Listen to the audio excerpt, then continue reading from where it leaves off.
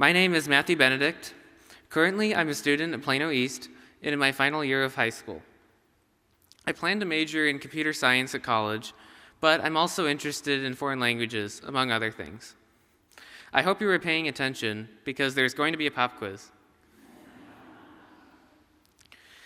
As an aside, I would like to look at the verses immediately after our passage today, because they contain the forbidden words predestined and elect. Did you notice those verses were conveniently left out? In January, as some of you might recall, we had a sermon series entitled Awaken to Your Goodness, to Your Life, to Your God, which proposed starting with original goodness as opposed to original sin. 4 weeks ago, in that series, Pastor Ruffner said, in original sin, it says that God is a God who makes some elect predestined for heaven and some reprobate, predestined for hell. But what if there's a different way for us to live in relationship to that doctrine? In other words, what if those verses don't say that God has decided we don't have free will, or whether we go to heaven or hell is determined before our actions?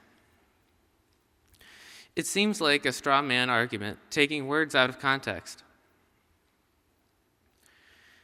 In context, the author meant to convey simple but powerful truths. We are all God's children. God won't withhold what we need. Escaping God's love is impossible. Only God is in the position to judge.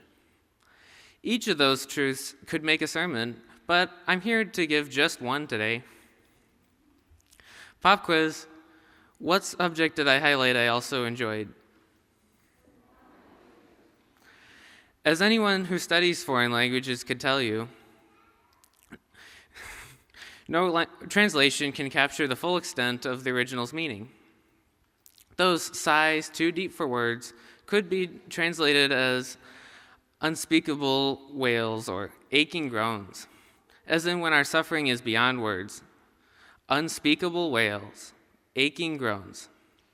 To put it another way, when we are suffering so much that all we can do is cry out in pain, God hears our suffering, and He is also suffering. Especially during this Black History Month, I should highlight that these verses do not justify that suffering is good. They don't mean that nearly 1 million U.S. COVID deaths or the mental struggles that went along with it are good. They don't mean that senseless murders, modern-day lynchings, if you will, of innocent Black people are good. They don't mean that the Russian invasion of Ukraine is good. The unfortunate reality is that 3 weeks ago, I wrote this very sentence saying that today's news would create that last item, although I had no idea what kind of suffering this last item would end up creating. At the very least, I hope you walk away knowing that these verses don't at all say that suffering is a good thing. Instead, they declare what the famous civil rights movement gospel song did.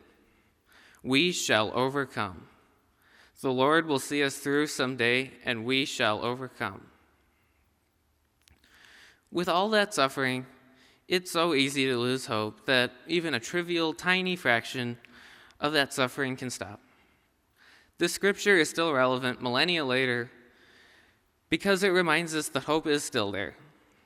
In recent memory, the church has lived out that vision of this scripture by helping those in need when that tornado hit Dallas in 2019. It assisted families in the aftermath and provided things that they needed. This church fights back today's problems by assisting with its mission and outreach programs. This church tries to give back through its PHPC Foundation to ease suffering for families. Ultimately, actions like these help us to get closer to that someday when we shall overcome. Thank you.